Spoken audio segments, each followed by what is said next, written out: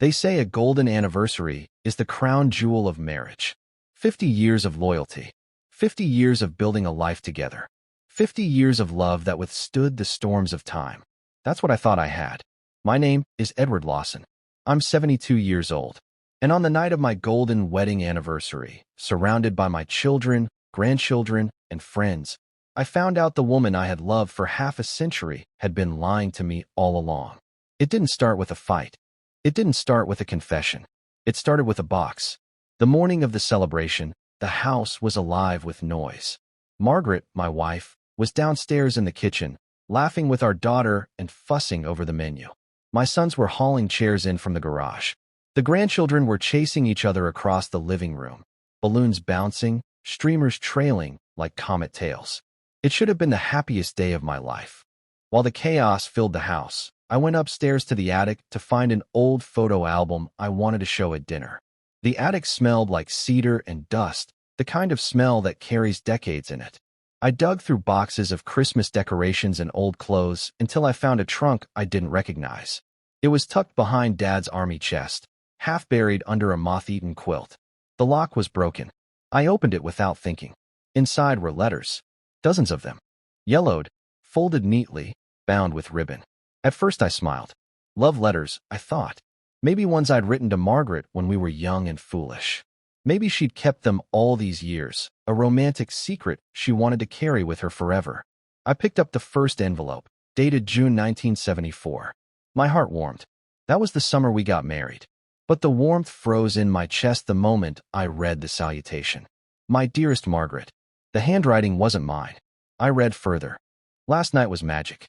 Every time I'm near you, I feel alive in a way I never knew before. If only Edward knew the truth. But maybe it's better this way. Better for him to never know. The words blurred. My knees went weak. I sat down hard on an old trunk. No, this couldn't be right. I tore through the letters, envelope after envelope, year after year.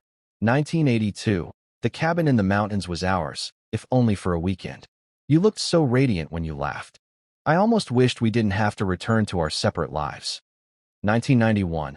I watched you across the room as Edward told that story about the fishing trip. You smiled at him, but your eyes were on me. Do you know what that does to me, Margaret? 2005. We've stolen decades together, my love. And though it's cruel, I don't regret a single moment. I only regret that we can't be free.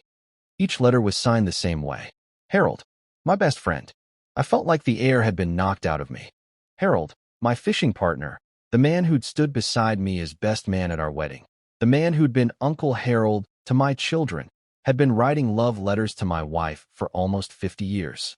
And judging by Margaret's careful preservation of every single one, she hadn't just tolerated it.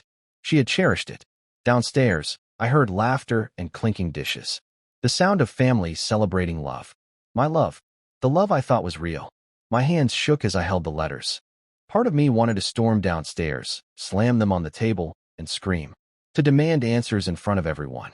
But another part of me, a colder, quieter part, knew better. If Margaret and Harold had lied to me for half a century, then they were experts at deception. A burst of anger wouldn't undo 50 years of carefully crafted lies. No, this wasn't the moment. I tucked the letters back into the box and slid it under my arm. I carried it down the attic stairs, through the bedroom, and locked it in the bottom drawer of my desk.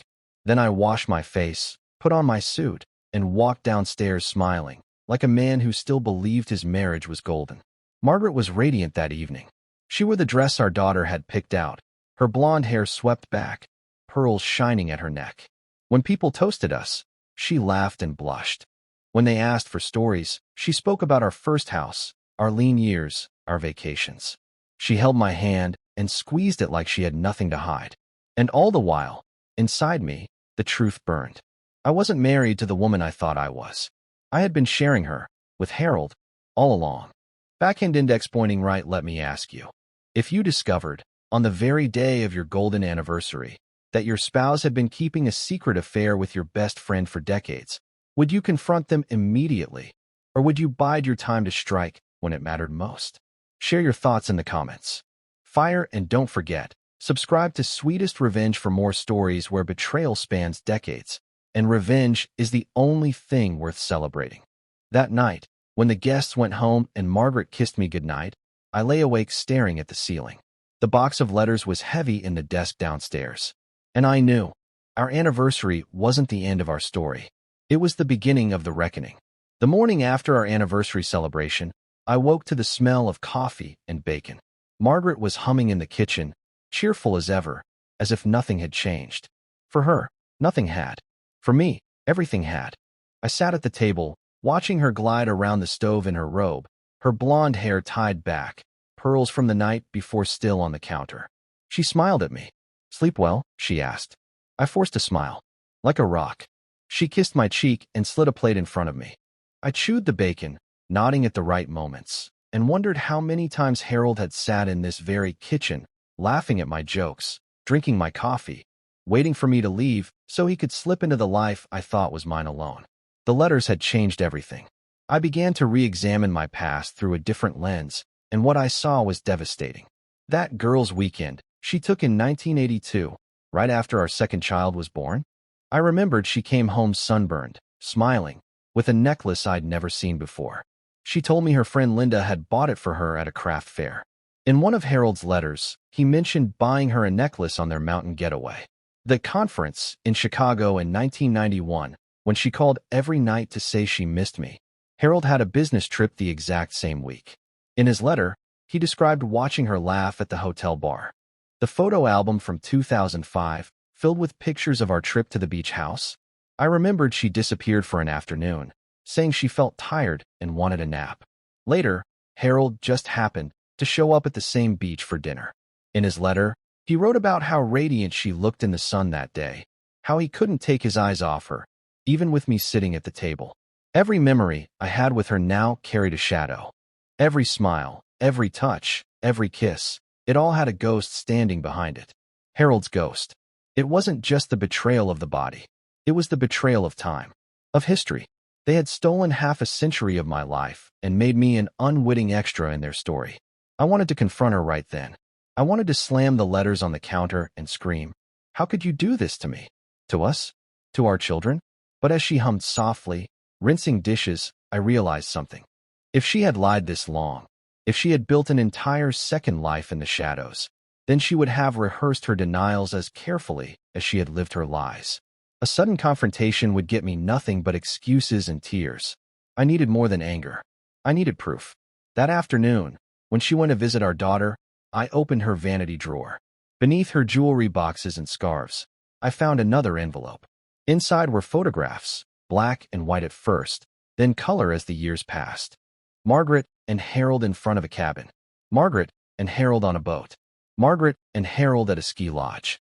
Always close, always smiling, never touching in a way that could incriminate them, but close enough to tell the truth once you knew where to look. In one picture, Margaret was wearing the necklace from 1982. My chest tightened. My hands shook. I slid the photos back into the envelope, tucked it where I found it, and shut the drawer. That night, Harold called. I answered on speaker, my eyes on Margaret as she stirred soup on the stove. "Edward, old friend." Harold's voice boomed. "What a wonderful celebration last night. You and Margaret looked as happy as ever." I glanced at her. She smiled faintly, her back to me. "Yeah," I said evenly. 50 years. Hard to believe." Harold chuckled. "Half a century, my friend. Here's to 50 more." Margaret laughed softly at the stove, the sound like nails in my skull. When I hung up, I excused myself and went outside. I stood in the yard under the stars, fists clenched, heart pounding. The rage inside me was volcanic. But I couldn't erupt. Not yet. If Harold and Margaret thought they could rewrite our history in secret, then I would write the ending in public. And for that, I needed to prepare. Over the next few weeks, I became an actor in my own life. At breakfast, I smiled and asked Margaret about her day. At dinner, I complimented her cooking. At night, I kissed her cheek before bed. But when she slept, I opened the box of letters and photographs. I cataloged dates, matched them against old calendars, bank statements, travel itineraries. I created a timeline of betrayal, decade by decade. Every detail, every receipt, every inconsistency, I gathered it all. Because if I was going to destroy 50 years of lies, I wasn't going to do it with suspicion. I was going to do it with facts. And I knew exactly when and where I would strike. Our children had already started planning a family dinner to cap off the anniversary celebrations. A private evening, just us and the grandchildren, where Margaret would surely bask in her role as matriarch of a perfect marriage. I decided that would be the night. I rewrote my speech. The one I'd intended to use at the big party had been full of love and gratitude. The new one was sharper. It started sweet, but it carried daggers in its folds. I slipped the original into my jacket pocket, ready to read when the time was right. Margaret had stolen my trust, my dignity, and half a century of my life. But on that night, in front of the people who mattered most, I would take everything back. As I sat at my desk that night, the rewritten speech folded neatly beside the box of letters, I whispered to myself, "This isn't the end, Margaret. This is the beginning." And for the first time in weeks, I felt steady, because I finally had a plan. The days after I found the letters felt like living in a play where everyone else thought the script was comedy, but I knew it was tragedy. Margaret laughed, cooked, smiled, kissed my cheek. Harold called me brother and told me old fishing jokes. My children spoke about how lucky they were to have parents who had made it 50 years together. And I smiled back. I said my lines. But inside, I was working. At night, I sat at my desk with the box of letters, spreading them out across the table. I started building a timeline. Dates, places, events. I cross-checked them with calendars, receipts, even my old journals. 1974, honeymoon year. Margaret had told me she was helping her sister move to another state. Harold wrote about the cabin they shared for a weekend. 1982, the necklace trip. I had a bank withdrawal for a gift shop in Colorado that didn't match any trip I remembered taking. Harold's letter matched the timing perfectly. 1991, Chicago. Margaret said she was at a teaching conference. My credit card bill showed Harold had booked a room in the same hotel the same week. 2005, the beach. I had receipts for a restaurant bill with 3 entrees, but only 2 of us were there. Harold's letter bragged about watching you glow while Edward talked. Every line I drew between dates and lies made the betrayal heavier. It wasn't random. It wasn't impulsive. It was systematic. They had stolen time right under my nose. I needed proof that would go beyond my word. Proof that would crush denial before it left Margaret's lips. One morning, I walked to the bank. I asked for copies of Margaret's statements from years past. I told them it was for estate planning. They didn't question me. I sat in the car and flipped through the records. And there it was, a series of charges from the same towns Harold had mentioned in his letters. Gas stations, motels, restaurants. Not in our name. Not with our children. Always business trips. Always coincidences. But coincidences don't span decades. That night, I added the bank statements to the growing pile in my desk drawer. Then came Harold's mistake. He stopped by one afternoon, bringing a bottle of bourbon for me as a treat. We sat on the porch, 2 old men sipping, watching the sun bleed across the sky. "You know, Ed," Harold said, "we've had some damn good years, haven't we?" I nodded slowly. 50 of them. He chuckled, took a sip, then leaned back. "Margaret's a special woman. Loyal, strong, beautiful even now. You're lucky, you know that?" My grip on the glass tightened. "Yeah, lucky." Then he slipped. He smiled faintly and said, "She was always there for both of us." Both of us. It was a phrase that didn't belong. It hung in the air like smoke, choking me. I turned to look at him. He realized what he'd said and forced a laugh. "I mean, for us, the family, of course. Always there for us all." But his eyes darted away. His hand trembled slightly as he poured another drink. He knew. Somewhere inside, he knew the game was ending. I let him leave without saying a word. But the phrase stayed with me all night. Always there for both of us. I called my oldest son that week. Told him we should record some family memories for the grandchildren. Set up cameras for the upcoming dinner. He loved the idea. "That's perfect, Dad. We'll set up a projector too. Maybe you can give your speech with photos in the background." I smiled into the phone. "Yes, a speech with photos. That sounds perfect." Margaret was thrilled when she heard about the plan. She thought it was romantic. She imagined slides of our wedding, of the kids growing up, of vacations. She had no idea the slides I had prepared were different. I copied Harold's letters into digital files. I scanned the photographs I'd found in her drawer. I clipped the bank statements, highlighted the charges, matched them with the dates. I created a presentation that started with smiles and ended with fire. Every night, while Margaret slept peacefully beside me, I crafted the story of her betrayal in a way no one could deny. I imagined the moment, her standing in front of our children, glowing with pride, telling them about 50 years of loyalty. And then me, standing up calmly, thanking her for her speech, and pulling the rug from under her with truth sharper than any blade. The more I imagined it, the more I realized something. This wasn't just revenge. This wasn't just anger. It was justice. For me, for our children, for every lie she had spun into our family history. And I wasn't going to whisper it in private. I was going to make sure every person who mattered knew the truth. As the night of the dinner drew closer, I folded my rewritten speech one last time and slid it into my jacket pocket.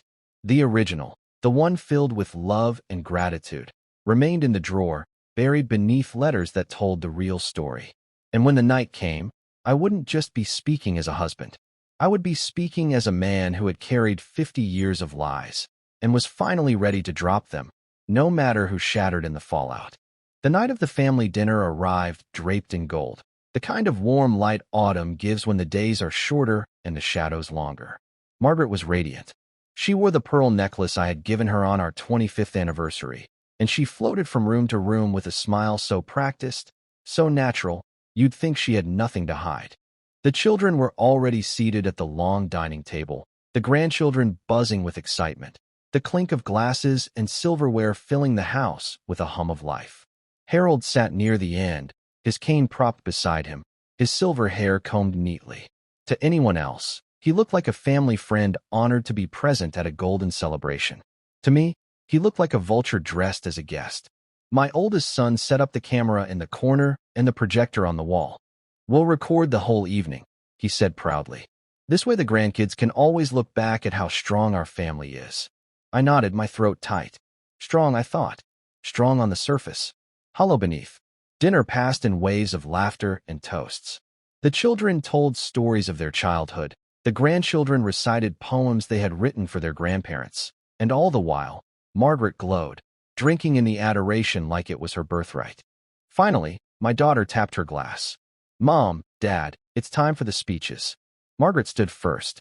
She clasped her hands together and looked around the table with eyes that shone like she believed her own lies. 50 years, she began softly. 50 years with the most patient, loving man I know. Edward has been my rock, my partner, my best friend. Together we raised 3 beautiful children, built a home, and lived a life of loyalty and love. The grandchildren clapped. The children smiled. Harold looked down at his plate, his mouth curling faintly. Margaret's voice grew stronger. "If I have any wisdom to share, it is this: true love is rare. But when you find it, it lasts forever. And I am grateful every day that I found mine." Applause filled the room. She beamed, wiping a tear from her cheek. She turned to me, eyes shining. "Your turn, darling." I rose slowly, the weight of 50 years pressing on my back. I looked at my children, their hopeful faces. At my grandchildren, wide-eyed. At Harold, whose fingers twitched against his cane. At Margaret, still radiant, still proud. I cleared my throat. 50 years, I began. A golden anniversary. Half a century of memories. I want to thank you all for being here to share in it. I reached into my jacket pocket and touched the folded paper. The room leaned in. For 50 years, I believed I had a wife who was loyal, faithful, devoted. I believed I had a best friend who stood by me, a brother in all but blood. I believed our history was one of honesty and love. Margaret's smile faltered. Harold's jaw tightened. I unfolded the paper and held it up. But sometimes, beliefs are lies. And lies can live a long time if no one speaks the truth. The projector flickered on behind me. A photograph appeared, Margaret and Harold in front of a cabin, smiling like teenagers. The date in the corner read 1974. Gasps rippled across the table. My daughter frowned. My son's fork froze in midair. I read aloud from the paper. "My dearest Margaret, last night was magic. If only Edward knew the truth. But maybe it's better this way. Better for him to never know." My voice trembled, but I pressed on. The next slide appeared, another photograph. Margaret and Harold on a boat in 1982. Margaret wearing the necklace she told me came from her friend. "Mom," my daughter whispered. Margaret's lips parted. "Edward." I raised my hand. "Don't. Not tonight. Tonight, the truth speaks." I read another letter. We've stolen decades together, my love. And though it's cruel, I don't regret a single moment. The room was silent except for the projector clicking to the next image. Receipts, bank statements, dates circled in red. Trips she claimed were conferences. Weekends she said she spent with friends. All of them matched to Harold's letters. The grandchildren looked confused, but the children understood. Their faces crumbled as the weight of 50 years collapsed around them. Margaret stood, her voice sharp. "Stop this. You're humiliating me in front of our family." "Humiliating you?" My voice cracked like a whip. "You humiliated me for 50 years. You let me build a life on lies while you smiled in my face. And you," I pointed at Harold, "you stood beside me at my wedding, you raised glasses with me, you watched my children grow. All the while, you were writing love letters to my wife." Harold shifted uncomfortably, but said nothing. Tears filled my daughter's eyes. My son slammed his fist on the table. "Mom, is this true?" Margaret's lips trembled. She looked at the children, at the grandchildren, then back at me. Her voice broke. "Edward, I loved you. I do love you. But Harold, enough." I cut her off. "You loved two lives. And tonight, one of them ends." I dropped the papers on the table. They scattered like snow, landing in front of plates, glasses, hands frozen in shock. The room was in chaos. My daughter sobbed. My son cursed. The grandchildren asked questions no one could answer. Margaret reached for me, her face streaked with tears. But I stepped back. "You wanted 50 years of a golden marriage," I said coldly. "What you gave me was brass-painted gold. Tonight, I scrape it clean." The silence that followed was heavier than any shout. Backhand index pointing right. What would you do if your spouse of 50 years stood before your children and grandchildren claiming a perfect marriage, while you held proof it was all a lie? Would you let the illusion stand, or would you tear it down for everyone to see? Tell me in the comments. Fire, and don't forget, subscribe to Sweetest Revenge for more stories where betrayal hides behind smiles, and revenge rips the mask away. I left the dining room without another word, the echo of my footsteps louder than the chaos behind me. For the first time in 50 years, I wasn't carrying her lies anymore. But the silence that replaced them was heavier than I had ever imagined. The night after the dinner, the house was silent in a way I had never heard before. No laughter, no voices, just the sound of Margaret crying softly in the bedroom while I sat alone in my study, staring at the box of letters that had ripped our lives apart. I should have felt triumphant. I had exposed the truth. I had stripped the mask from her face in front of everyone. I had taken back my dignity. But triumph doesn't fill an empty bed. The next morning, my daughter called. Her voice was shaky. "Dad, I don't know what to say. Mom keeps calling me. She says it wasn't what it looked like." It was exactly what it looked like, I told her, my voice flat. Silence stretched between us. Then she whispered, "I love you, Dad. But I don't know how to love her right now." That was the price. The grandchildren avoided the house for weeks. My sons didn't know how to face their mother. Harold vanished. He didn't answer calls, didn't show his face in church, didn't sit on his porch like he used to. Word traveled quickly in a small town. By the end of the week, everyone knew. At the grocery store, whispers followed me down the aisles. "That's the man whose wife cheated for 50 years. Some eyes were pitying, others admiring. But all of them knew my pain was public. Margaret stayed in the house, quiet and small. The woman who once commanded every room now moved like a shadow. Some days, she'd beg me to talk. Other days, she sat silently, staring at the garden she used to love. One evening, she tried again. "Edward," she said softly, sitting across from me at the kitchen table. "I never wanted to hurt you." I looked at her, this woman I had devoted my life to. "You didn't hurt me, Margaret. You erased me. Every year, every smile, every memory. We shared them with Harold, whether I knew it or not." Tears filled her eyes. "I loved you both." My hands trembled. "You don't get to say that word. Not anymore." She sobbed into her hands. But I didn't move to comfort her. For 50 years I had been her anchor. Now, I was letting her drift. The divorce papers came a month later. She signed them quickly, as if she knew fighting would only deepen the wounds. She moved into a small apartment on the other side of town. Harold? I heard he sold his house and left quietly in the middle of the night. His name was dragged through the mud until it was unrecognizable. The man who once stood at my side as best man was now a ghost with a ruined reputation. Justice had been served. My revenge had been clean, public, undeniable. And yet, the house was still empty. One night, I sat on the porch, staring at the stars. 50 years I had believed in something golden. In the end, it had been brass-painted gold. The neighbors' lights twinkled in the distance. Families gathered. Laughter drifted faintly through the air. I sat alone, with only the crickets and the ache in my chest. And then I realized something. Revenge doesn't give you back the years. It doesn't heal the lies. It doesn't replace what was stolen. But it does give you truth. And sometimes, the truth is all that's left worth holding on to. I whispered into the night. I loved you, Margaret. But you killed us long before I ever spoke. The wind rustled the trees. For a moment, I thought I heard my father's voice, steady, calm, reminding me that dignity is worth more than illusion. I closed my eyes and let the night hold me. My golden anniversary had turned to ashes. But in those ashes, I found clarity. And maybe, just maybe, that was my true gift after 50 years.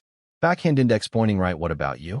If you discovered your spouse had betrayed you for half a century, would you burn it all down to reclaim your dignity, even if it meant being alone? Or would you swallow the lies to keep your family together?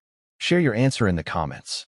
Fire, and don't forget, subscribe to Sweetest Revenge for more stories where betrayal spans decades and revenge leaves scars deeper than love ever did. That was the end of my marriage. That was the end of the illusion. And that was the beginning of my truth.